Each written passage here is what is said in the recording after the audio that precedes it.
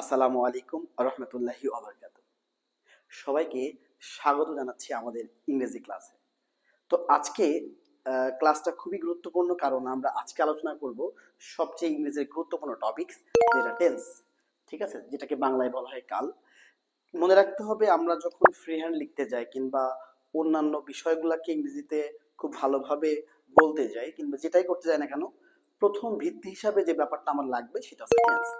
তো আমরা আজকে এই টেন্স নিয়ে একটু আলোচনা করব, যেটার মাধ্যমে আপনি হেল্প হবে আপনার ফ্রি হ্যান্ড রাইটিং লিখতে কিংবা আদার্স প্রত্যেকটা বিষয়ে আপনি লিখতে এবং বলতে সাহায্য করবে। তো আমরা টেন্সটাকে খুব সহজে সাবলীল ভাষায় অল্প কিছু বিষয়গুলোকে নিয়ে আমরা টেন্সটাকে সম্পূর্ণ আলোচনা করে দেখাবো।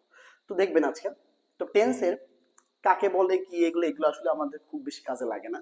আমাদের যে বিষয়গুলো লাগবে সেগুলো নিয়ে আমরা সরাসরি আলোচনা করছি। তো সবাই এটা জানেন যে টেন্স হচ্ছে যে মোট 3 প্রকার। আমি সরাসরি প্রকারভেদ থেকেই শুরু করব। তো খেয়াল করবেন, তো আমরা প্রথমে বলছিলাম যে এই যে টেন্স আছে, এই টেন্সটাকে আমরা ভাগ করছিলাম কয় ভাগে? 3 ভাগে ভাগ করছিলাম, তাই না? তো 3 ভাগে কোনটা কোনটা? একটা হচ্ছে যে প্রেজেন্ট টেন্স, প্রেজেন্ট টেন্স, তাই না? প্রেজেন্ট টেন্স বলছিলাম, যেটাকে আমরা বাংলায় বলছিলাম বর্তমান কাল, বর্তমান কাল।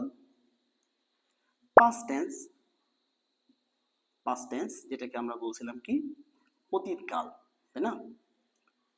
অতীত কাল।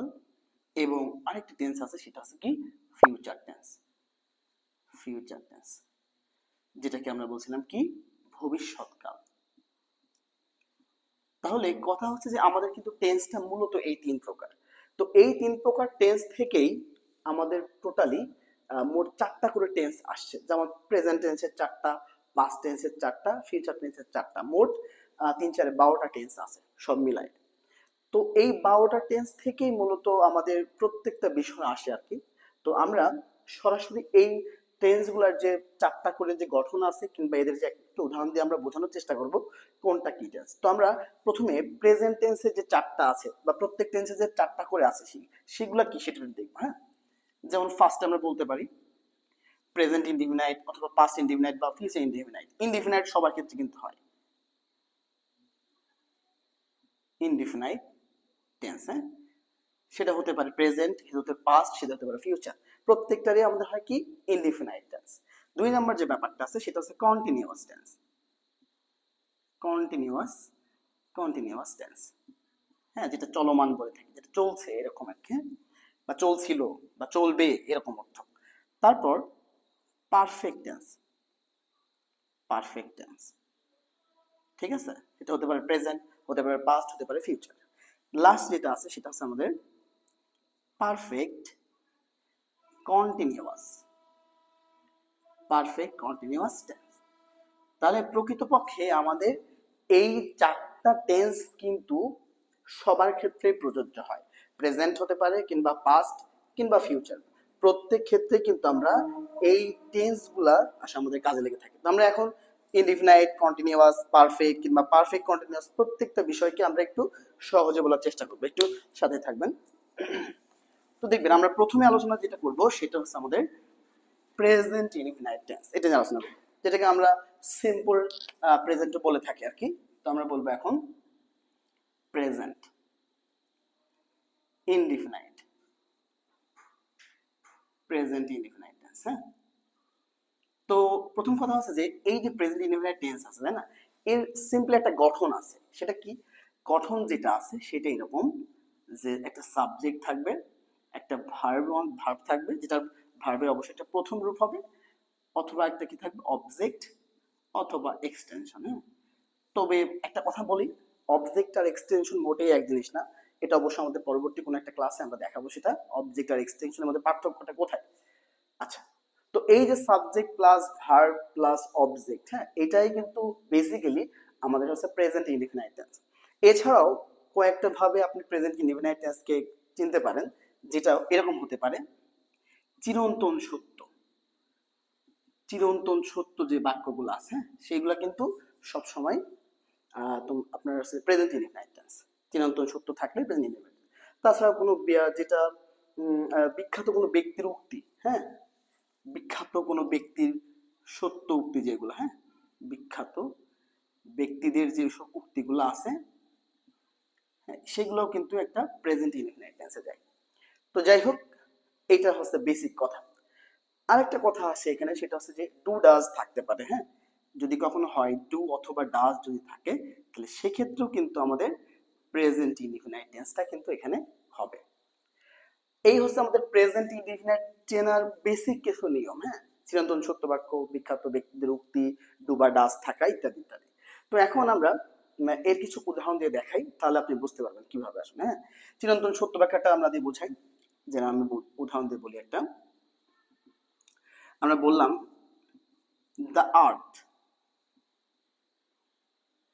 the earth moves, হ্যাঁ, moves round the sun, round the sun, হ্যাঁ, the earth moves round the sun, তার মানে সূর্যকে কেন্দ্র করে কিন্তু পৃথিবী ঘুরছে।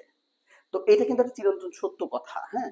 যেহেতু চিরন্তন সত্য কথা, সেক্ষেত্রে অবশ্যই এটা কি টেন্স অবশ্যই হবে, প্রেজেন্ট ইনডিফিনাইট টেন্স হবে।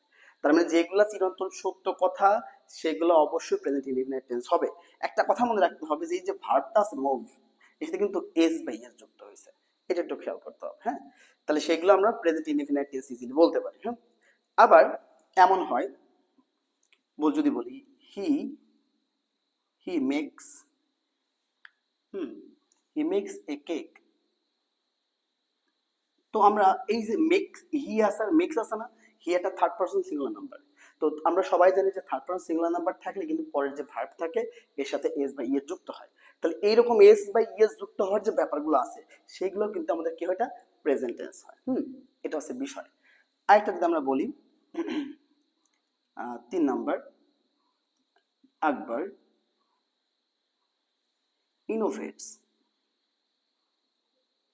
ইনোভেটস বাংলা ইয়ার্স, বাংলা সম্রাট আকবরের নাম আপনারা সবাই শুনছেন।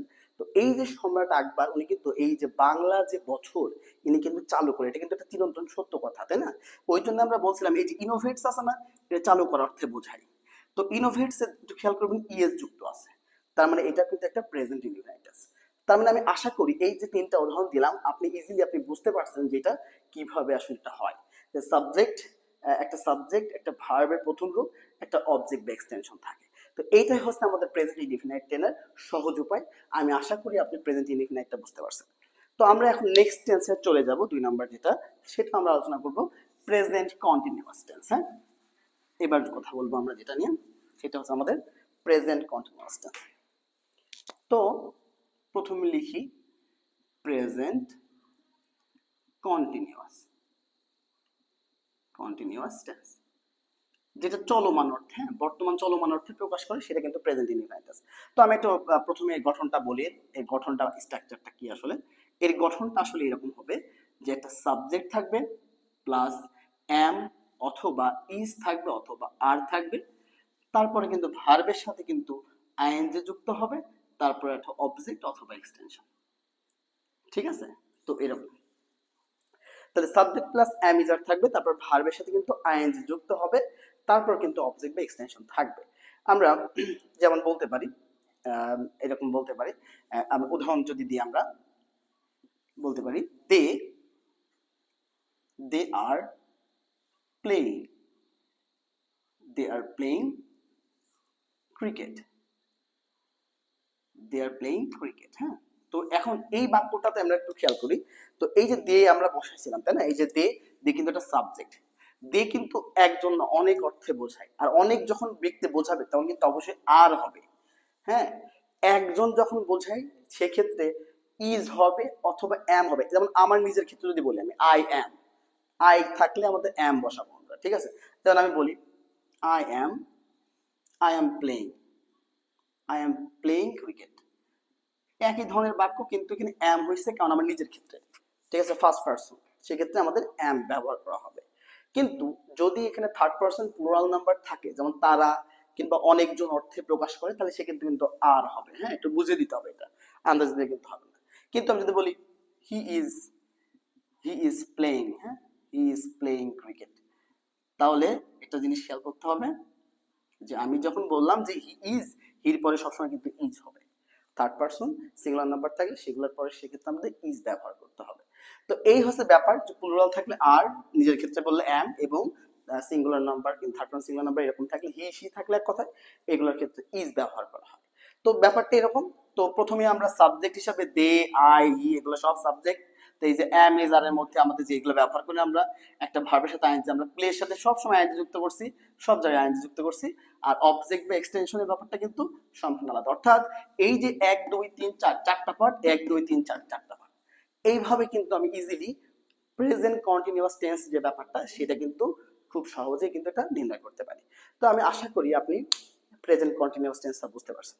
তো আমরা এবার নেক্সট টেন্সে যাব, যেটা আমাদের প্রেজেন্ট পারফেক্ট টেন্স। ওকে, তো প্রেজেন্ট পারফেক্ট টেন্স অ্যান্সার করার সময় একটা বিষয় মনে রাখতে হবে, সেটা কিন্তু প্রেজেন্ট গুলার মধ্যে খুব বেশি একটা কাজে লাগে এমন একটা টেন্স। যেমন আমরা বলি এটা প্রেজেন্ট পারফেক্ট টেন্স। হ্যাঁ, প্রেজেন্ট পারফেক্ট টেন্স। এই প্রেজেন্ট পারফেক্ট টেন্সে যদি আমি সরাসরি গঠন বলি, তাহলে সেক্ষেত্রে একটা বিষয় মনে রাখতে হবে, সে সাবজেক্ট থাকবে একটা, একটা হ্যাভ অথবা হ্যাজ থাকবে, আবার ভার্বের তৃতীয় রূপ প্লাস অবজেক্ট। হ্যাঁ, তৃতীয় ভার্বের তৃতীয় মানে মানে কোনটা, পাস্ট পার্টিসিপল যে রূপটা, সেটাকে আমরা ভার্বের তৃতীয় রূপ হিসাবে কাউন্ট করতেছি। যেমন আমরা একটা উদাহরণ দিই, আমরা বললাম উদাহরণ হিসাবে he he has wanted, he has wanted golden A plus, he had golden A plus. তাহলে he has wanted golden A plus, তাই না? এই যে বাক্যটা আমরা লিখলাম, তো এই বাক্যটাতে হি কিন্তু একটা সাবজেক্ট, হি কি একটা সাবজেক্ট, হ্যাজ যে ব্যাপারটা এটা কিন্তু একটা অক্সিলারি ভার্ব, যেটা আমরা এই যে পারফেক্ট টেন্স থেকে যে ব্যাপারটা নিয়েছি এটা অক্সিলারি ভার্ব। এটা কি একটা ভার্ব, ভার্বের তৃতীয় নাম্বার। আমরা সবাই জানি যে want, want, wanted, want, wanted, wanted. হ্যাঁ, এটা আমরা যখন ভার্বের লিস্ট পড়ি, তো ভার্বের লিস্টটা কিন্তু থেকে আমরা পড়ছি এটা ওয়ান্ট, ওয়ান্টেড, ওয়ান্টেড, তাই না? এটা ভার্বের প্রথম রূপ, এটা দ্বিতীয় নম্বর রূপ, এটা তৃতীয় নম্বর রূপ। দ্বিতীয় এবং তৃতীয় নম্বর রূপটা কিন্তু একই হয়, পাস্ট আর পাস্ট পার্টিসিপল রূপটা। তাহলে আর বাকিটুকু আমরা অবজেক্ট হিসেবে কাউন্ট করছি বা এক্সাম্পল হিসেবে কাউন্ট করছি, যেটাই হোক। তো সাবজেক্ট, তারপরে আমরা অক্সিলারি ভার্ব, তারপর ভার্ব কি বসাচ্ছি, এই তিনটা বেসিক যে ব্যাপারটা আছে, এই তিনটা থেকে কিন্তু আমরা এক্সাক্ট প্রেজেন্ট পারফেক্ট টেন্সটা আমরা ইজিলি চিনতে পারি। এই হচ্ছে বিষয়।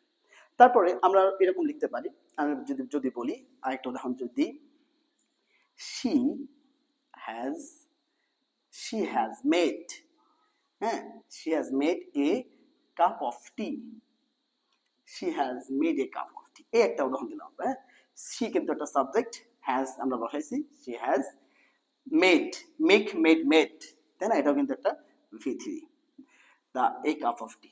সো আমরা ইজিলি বলতে পারি এখন সে প্রেজেন্ট পারফেক্ট টেন্স যে ব্যাপারটা হয়, সেটা আসলে এই যে রুলসটা আছে এই রুলসটা কিন্তু ফলো করে। সুতরাং আপনি যখন ইংরেজিতে ফ্রি হ্যান্ড লিখতে যাবেন তখন কি করবেন, অবশ্যই এই পারফেক্ট টেন্স যখন লিখতে হবে বা প্রেজেন্ট টেন্স যখন লিখবেন আপনি, অবশ্যই এই রুলসটা কিন্তু আপনাকে মেইনটেইন করতে হবে। তো সুতরাং আমি আশা করি আপনি প্রেজেন্ট পারফেক্ট টেন্সটা ইজিলি বুঝতে পারছেন। তো এখন যেটা আমরা যাবো সেটা হচ্ছে আমাদের present perfect continuous tense. So আমরা এখন প্রেজেন্ট পারফেক্ট কন্টিনিউয়াস টেন্স যাব। Present perfect continuous tense. তো এই জন্য present perfect continuous, present perfect continuous tense. Okay, তো এই যে প্রেজেন্ট পারফেক্ট কন্টিনিউয়াস টেন্সের কথা আমরা বলছি, সেখানে কিন্তু আমাদের গঠন হিসাবে থাকে এরকম সাবজেক্ট প্লাস হ্যাভ বিন অথবা হ্যাজ বিন, ঠিক আছে? তারপর কি ভার্বের সাথে আইএনজি যুক্ত হয়, সিন্স অথবা ফর, এটা মাথায় রাখতে হবে। হ্যাঁ, সিন্স অথবা ফর প্লাস অবজেক্ট বা এক্সটেনশন, যেটাই বলেন না কেন। আচ্ছা, তাহলে নতুন একটা কথা কিন্তু আমরা এর মধ্যে নিয়ে আসছি, সেটা কি, সেটা হচ্ছে কি সিন্স অথবা ফর, এটা কিন্তু অবশ্যই আসবে। তবে একটা কথা বলি, সেটা হচ্ছে ফিক্সড যে ব্যাপারটা, সেটা হচ্ছে যদি নির্দিষ্ট কিছু থাকে, নির্দিষ্ট থাকলে সেক্ষেত্রে আমরা সিন্স বলবো, এবং অনির্দিষ্ট কিছু থাকলে আমরা ফর বলবো। অনির্দিষ্ট কিছু থাকলে আমরা কি বলবো, আমরা কিন্তু সেখানে ফর বলবো। সিন্স এবং ফর আমরা এই অর্থে ব্যবহার করবো। সিন্স এবং ফর এই অর্থে আমরা ব্যবহার করব। তো যেমন আমি একটা উদাহরণ দিয়ে বোঝাই, আমি বললাম it has been raining raining since morning এর বাংলা কি? এর বাংলা হচ্ছে যে সকাল হইতে বৃষ্টি হইতেছে, তাই না, বা হচ্ছে। এই সকাল হইতে যে বৃষ্টি হচ্ছে, এটা কিন্তু একটা সময়, একটা নির্দিষ্ট একটা সময় আছে যে মর্নিং মানে সকাল থেকে। তো এই যে নির্দিষ্ট অর্থে যদি প্রকাশটা আসলে করে, তাহলে সেক্ষেত্রে সিন্সটা ব্যবহার করা হবে। এটা একটা বিষয়।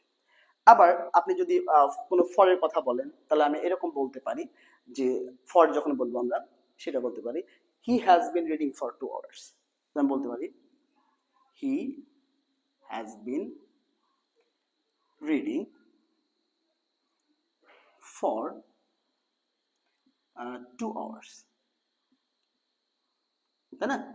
2 hours, তাহলে মানে যখন আমরা কোন 2 ঘন্টা আসলে সে পড়ে, সে 2 ঘন্টা পড়ে, সে দিনে he has been reading for 2 hours, সে 2 ঘন্টা ধরে পড়ছে। তো এই যে সে 2 ঘন্টা ধরে পড়ছে, কিন্তু কোন 2 ঘন্টা, কখন 2 ঘন্টা পড়ছে, এটা কিন্তু নির্দিষ্ট বাচক না।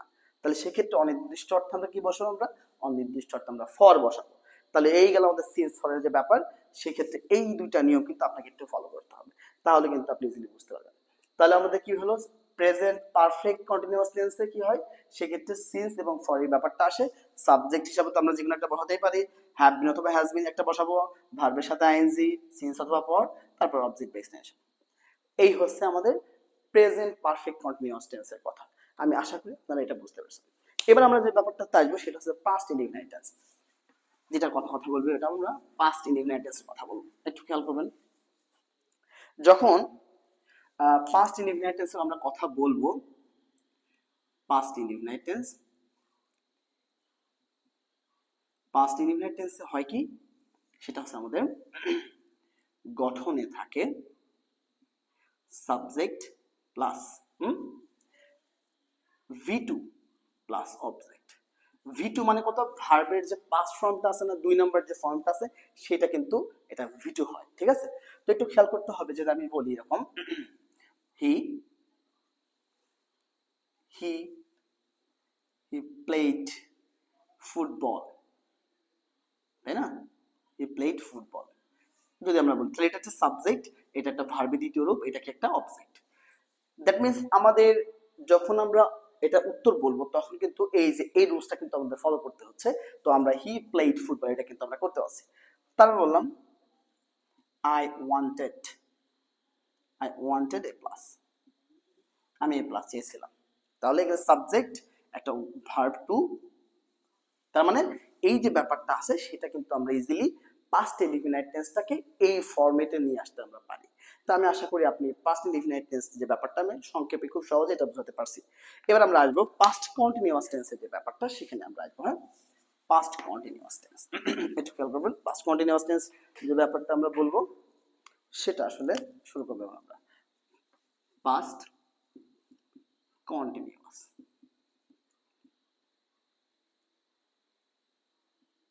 পাস্ট কন্টিনিউয়াস, ওকে। তো আমরা গঠন হিসেবে যদি বলি, থাকবে আমাদের সাবজেক্ট প্লাস ওয়াজ অথবা ওয়ার, ওকে, ওয়াজ অথবা ওয়ার প্লাস ভার্বের সাথে আইএনজি হবে, প্লাস কি হবে আমাদের অবজেক্ট বা এক্সটেনশন, ওকে। আচ্ছা, তাহলে এই যে আমাদের পাস্ট কন্টিনিউয়াস টেন্সের যে ব্যাপারটা আমাদের আছে, একটু খেয়াল করতে হবে। সেটা আমরা এরকম বসাবো।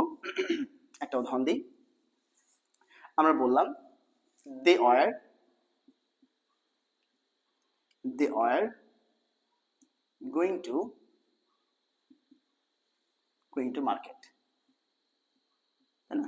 এই যে আমি একটা বাক্য লিখলাম, they were going to market, তার মানে এই যে দে, এটা হচ্ছে সাবজেক্ট, তাই না?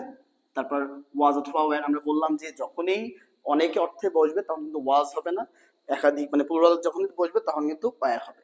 তারপরে ভার্বের সাথে আইএনজি যুক্ত করছি আমরা, আর কিন্তু তারপর আমরা অবজেক্ট বেসড নেশন দিয়ে দিচ্ছি। তার মানে আমরা এই যে ব্যাপারটা আছে, ফার্স্ট যে ব্যাপারটা, তার সাথে কিন্তু আমরা ম্যাচ করে বিষয়টাকে আমরা লিখলাম। 2 নম্বরের কথা আমরা বলি, যদি বলি she was she was making a spicy food. হ্যাঁ, তাহলে আমরা she was making spicy food, সে একটি খুব মশলা জাতীয় যে খাবার সেটা তৈরি করছে, এরকম কিছু। হ্যাঁ, তাহলে আমরা বোঝাতে পারি মেক আছে, মেকিং বসাবো আমরা, সরি মেকিং বসাবো কেন, আমাদের ভার্বে টাইম। ওকে, এটা সাবজেক্ট ছিল শি, ওয়াজ হিসাবে আমরা এই যে ওয়াজ অথবা এর মধ্যে আমরা ওয়াজ ব্যবহার করছি, ভার্বের সাথে আইন যুক্ত, ওকে দিছি আমরা, এবং বাকিটুকু যে অবজেক্ট আছে সেটা কিন্তু আমরা দিছি। তাহলে অর্থাৎ পাস্ট কন্টিনিউয়াস টেন্সে কি আমাদের অনেকটা ওই প্রেজেন্ট কন্টিনিউয়াস টেন্সের মতোই, কিন্তু পার্থক্য এখানে ছিল আমাদের am is are, জাস্ট এখানে was were, বাকিটুকু কিন্তু অনেকটা সেম। তো সেক্ষেত্রে আমরা পাস্ট কন্টিনিউয়াস টেন্সটাকে আমরা সহজেই এইভাবে বলতে পারি। আমি আশা করি আপনি পাস্ট কন্টিনিউয়াস টেন্সটা বুঝতে পারছেন। এবার আমরা যে কথা বলবো সেটা হচ্ছে আমাদের পাস্ট পারফেক্ট টেন্স। আমরা বলছিলাম কি tense? Past perfect tense. Okay, তো এই যে পাস্ট পারফেক্ট টেন্সের যে কথাটা আমরা বলছিলাম সেটা আমরা এখন লিখবো past perfect tense। Okay, past perfect tense A first of all যে ব্যাপারটা, সেখানে আমাদের গঠন লিখবো আমরা, সেটা কি ছিল আমাদের? সাবজেক্ট ছিল, তাই না? প্লাস কি? প্লাস ছিল আমাদের, প্লাস বলতে পারি আমরা হ্যাড, তাই না? প্লাস কি? ভার্বের তৃতীয় রূপ, প্লাস অবজেক্ট বা এক্সটেনশন, অবজেক্ট বা এক্সটেনশন। তাহলে এই যে সাবজেক্ট বসালাম আমরা, সাবজেক্ট দেওয়ার পরে হ্যাড প্লাস ভার্বের তৃতীয় রূপ প্লাস অবজেক্ট, এরকম যদি আমি একটা উদাহরণ দিই, আমি যদি বলি এরকম Rahim, Rahim had, Rahim had made a, কি বলা যায়, Rahim had made a cup of tea. Okay, তার মানে এই যে সাবজেক্ট রহিম, তাই না? সাবজেক্টটা কিন্তু সাবজেক্ট, হ্যাড আমি একটা দিছি, ভার্বের তৃতীয় নাম্বার রূপ দিছি, অবজেক্ট অথবা এক্সটেনশন বসাইছি। তার মানে যখনই আমি পারফেক্টনেস লিখতে যাব, তাহলে এই যে ব্যাপারটাকে আমি বললাম, তাহলে সেই রকম ভাবে আমাদেরকে ইজিলি লিখতে পারলাম। তাহলে আমি আশা করি যে পাস্ট পারফেক্টনেস যে ব্যাপারটা আছে, যেটা আপনি খুব সহজেই এই ফরম্যাটে আপনি লিখতে পারবেন। তাহলে আমরা এটা বললাম হচ্ছে কি ক্ষেত্রে? আমরা পাস্ট পারফেক্ট টেন্স কথা ক্ষেত্রে।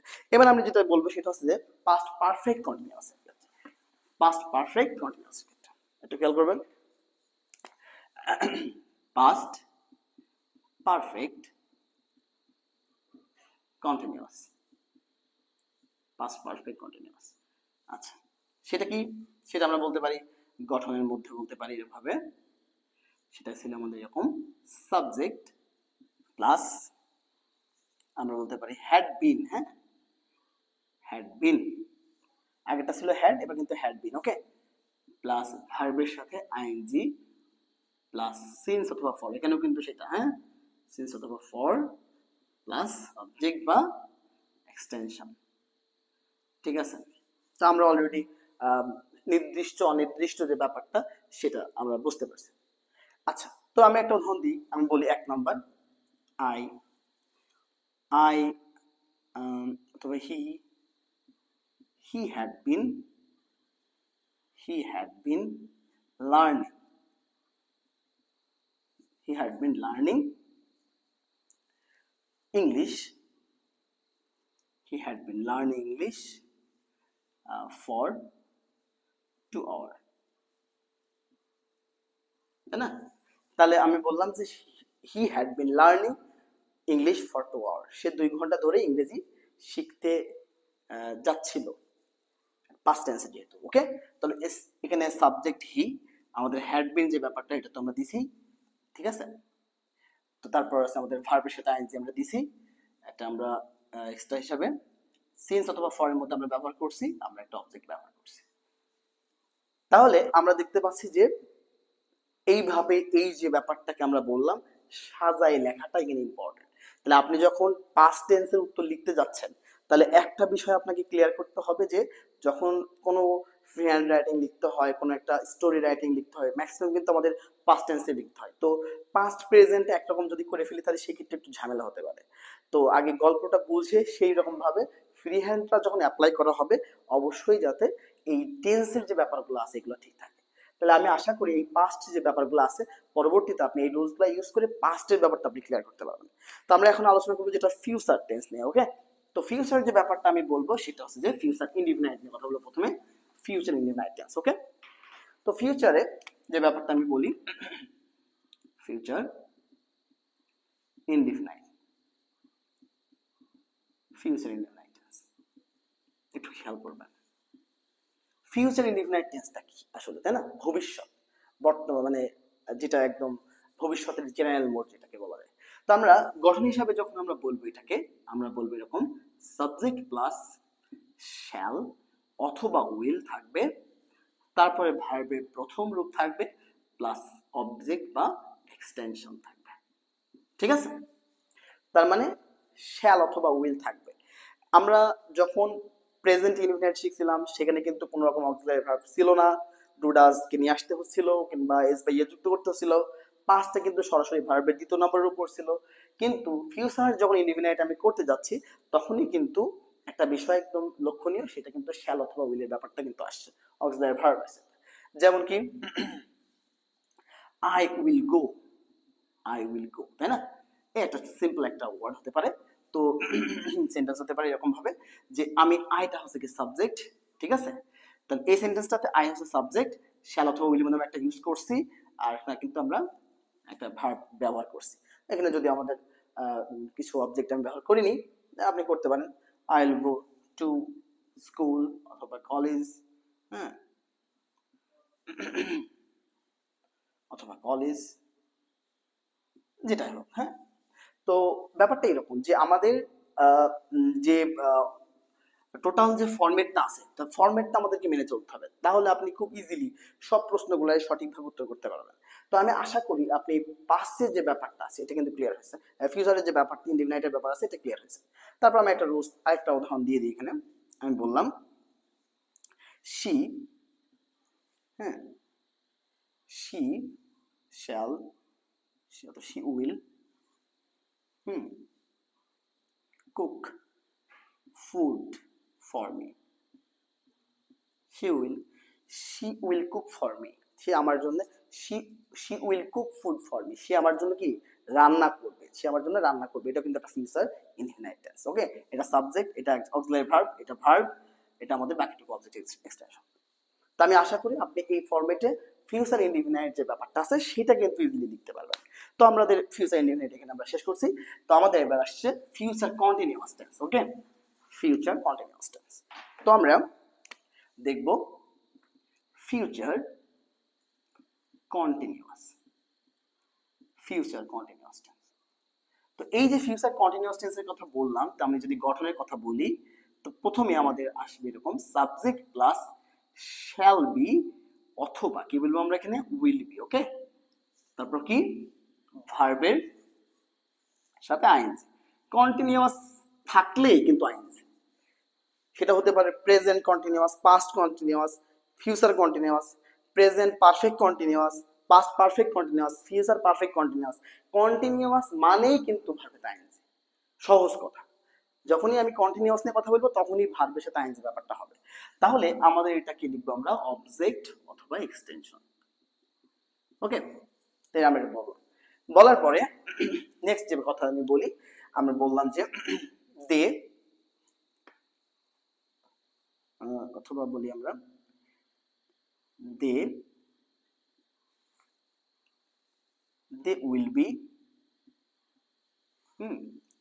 they will be running, they will be running a moment, ঠিক আছে, অথবা they will be running, যেটাই হোক না কেন। তো আমি এই বাক্যে they subject, will be shall be আমি একটা ইউজ করছি, ভার্বের সাথে আমি আইএনজি ইউজ করছি, অবজেক্ট এক্সটেনশন ইউজ করছি। তার মানে আমাদেরকে ওই রকম অর্থ প্রকাশ করতে হবে যে রকম অর্থ আসলে প্রকাশ পায়। যেমন আমি ভবিষ্যতে ওই কাজটা করতে মানে করব, আমার কাজটা চলছে বা চলবে, আমার চলবে, কাজটা চলবে, এরকম অর্থ যখনই আসবে সেখানে আমরা কন্টিনিউয়াস টেন্স হিসেবে ব্যবহার করব। গেল এটা। আমি যদি বলি আরেকটা কথা যদি বলি,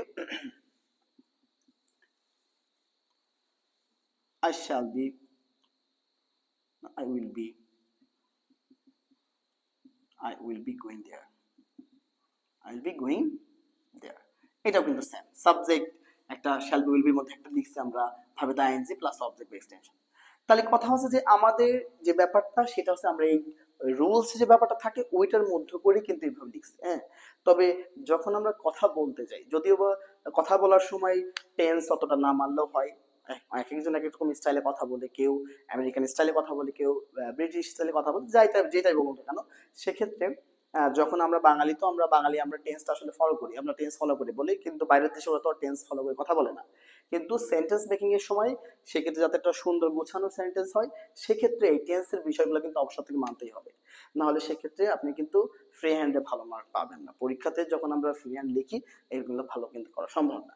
তো এইটা গেল আমাদের ফিউচার কন্টিনিউয়াস টেন্সের ব্যাপার। তো আমি এখন আলোচনা করব যেটা, সেটা হচ্ছে ফিউচার পারফেক্ট টেন্স। ওকে, ফিউচার পারফেক্ট টেন্স নিয়ে কথা বলবো। খুব শেষের দিকে চলে আসছে আমাদের প্রায়, তো আমরা একটু ধৈর্য ধরে দেখবেন একটু। Future perfect tense, future perfect tense. Okay, তো এই যে সেন্টেন্সের ব্যাপার, এই যে টেন্সের যে ব্যাপারটা আছে সেটা আমরা কি লিখবো, যে গঠন যে ব্যাপারটা দেখাবো সেখানে এরকম থাকবে, সাবজেক্ট প্লাস এখানে থাকবে আমাদের শ্যাল হ্যাভ, শ্যাল হ্যাভ অথবা will have, will have plus কি লিখবো আমরা, ভার্বের তৃতীয় রূপ প্লাস অবজেক্ট। একটা বিষয় খেয়াল করছেন, সেটা হচ্ছে পারফেক্ট থাকলেই কিন্তু ভার্বের তৃতীয় রূপ ফিক্সড। যখন দেখেন যে আপনার কি আছে, পারফেক্ট আছে, তখন কিন্তু ভার্বের তৃতীয় নম্বর রূপটা ফিক্সড। তো ওই জন্য এই বিষয়টা একটু খেয়াল করতে হবে যে কখন ভার্বের তৃতীয় নম্বর রূপ হয়, কখন দ্বিতীয় রূপ হয়, এগুলো একটু দেখতে হবে। তো পারফেক্ট টেন্সের ক্ষেত্রে কিন্তু একটা বিষয় ফিক্সড, সেটা কি, ভার্বের তৃতীয় নম্বর রূপ। যেমন আমি বললাম I shall have, I shall have, I shall have কি, cooked biryani.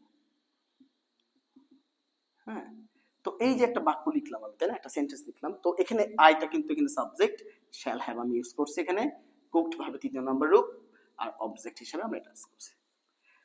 So that means আমাদের এই যে উপরের যে আমি যে গঠনটা লিখছি সেই অনুযায়ী আপনাকে কিন্তু ফিউচার পারফেক্ট টেন্সের যে ব্যাপারটা আছে এটাকে লিখতে হবে। তো আমি আশা করি আপনি ইজিলি এটা বুঝতে পারছেন, এটা উদাহরণ সহ। তো আমি লাস্ট যে টেন্সটা সেটা নিয়ে কথা বলতে যাচ্ছি এখন। ঠিক আছে, আমি আশা করি আপনারা এই পর্যন্ত খুব মনোযোগ দিয়ে দেখছেন। তো লাস্ট যে ব্যাপারটা, ছোট্ট একটা বিষয় হয়ে আমাদের শেষ হয়ে যাবে। তো সেটা কি আমাদের, সেটা আছে আমাদের ফিউচার পারফেক্ট, হ্যাঁ, future perfect continuous tense, last tense, tense number 12, future perfect continuous tense. তো সেটার গঠন কি, সেটার গঠন আসলে এরকম যে সাবজেক্ট থাকবে, আবার সেই শ্যাল হ্যাভ বিন, এবার কিন্তু নতুন কথা কি, shall have been, have, shall have been অথবা will have been, will have been plus continuous, তাই না, কন্টিনিউয়াস মানে কি বললাম, ভার্বের সাথে আইএনজি, আবার সেই সিন্স ফর, কারণ পারফেক্ট কন্টিনিউয়াস থাকলে কিন্তু আবার কি সবসময় কি ইউজ করছিলাম আমরা, সিন্স ফর ইউজ করছিলাম, আবার কি প্লাস অবজেক্ট। তার মানে কন্টিনিউয়াস থাকলেই ভার্বেটা আইএনজি যুক্ত, আবার সিন্স ফর তো তখন থাকে যখন পারফেক্ট কন্টিনিউয়াস টেন্স হয়। তো বিষয়টা অনেকটা এরকম। তাহলে আমাকে খেয়াল করতে হবে যে আমি আসলে যখন টেন্সের কথা বলছি তখন ওই অনুযায়ী আমাকে একটা সেন্টেন্স মেক করতে হবে।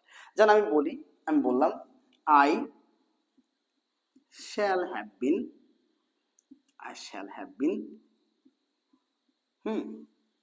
লার্নিং। কেন লার্নিং? কারণ আমরা বললাম যখনই থাকবে আমাদের শ্যাল হ্যাভ বিন, মানে যে কটা আমরা বলছিলাম পারফেক্ট কন্টিনিউয়াস, তখনই কিন্তু ভার্বের সাথে কি যুক্ত হয়েছে, আমাদের আইএনজি যুক্ত হয়েছে। ঠিক আছে, ইংলিশ ফর 5 ইয়ার। তো এই যে ব্যাপারটা আমি লিখলাম, I shall have been learning English for 5 years. তার মানে এই যে আমি টোটাল যে ব্যাপারটা দেখালাম সেখানে আই কিন্তু সাবজেক্ট, শ্যাল হ্যাভ বিন আমি ইউজ করছি, শ্যাল হ্যাভ বিন অনেক বড় অক্সিলারি ভার্ব, তারপরে কি ভার্বটা আইএনজি দিছি আমি। ঠিক আছে, ফর সিন্স ফরের মধ্যে আমি একটা ব্যবহার করছি আমি অবজেক্ট, এটা অবজেক্ট ব্যবহার করছি। তাহলে খুব সহজে আপনি এইভাবে টেন্সকে, আপনি যে 12টা টেন্সের গঠন আমি আপনাকে দেখালাম, যদিও ভিডিওটা একটু বড় হয়ে গেল, আমি খুব সংক্ষেপে দেখানোর চেষ্টা করছি। আমি আশা করি আপনি এই ভিডিওটা দেখার পর আপনার টেন্স নিয়ে যদি কোনো রকম একটু দুর্বলতা থেকে থাকে, সেটা কিছুটা হলেও আপনার সলভ হবে আশা করি। ঠিক আছে? আপনি যদি খুব মনোযোগ দিয়ে একটু দেখেন, একটু প্র্যাকটিস করেন, তাহলে ইনশাল্লাহ আপনি এখান থেকে উপকৃত হয়ে নিজে নিজে সেন্টেন্স মেক করতে পারবেন। যদি কোনো কোনো একটা অগোছালো পরীক্ষাতে হয় না অনেক সময়, যে একটা স্টোরি দেয়, যে স্টোরিটা আপনি জানেন না, কখনো শোনেননি, আপনি কিন্তু নিজের মতো একটা মিনিং করে একটা স্টোরি মেক করতে পারবেন সেই অর্থে, যদি আপনার না জানা থাকে সেক্ষেত্রে। সেক্ষেত্রে তো আমি আশা করি এই ভিডিওটা দেখার পর টেন্স বিষয়ে আপনার যে সমস্যাগুলো ছিল সেই সমস্যাগুলো আপনার দূর হবে। তো আজকে এতটুকুই কথা বলছি, ইনশাল্লাহ নেক্সট যে ভিডিওটা থাকবে আমাদের, সেই ভিডিওতে আপনার সাথে দেখা হবে। আজকে এতটুকুই। আসসালামু আলাইকুম ওয়া রাহমাতুল্লাহি ওয়া বারাকাতুহু।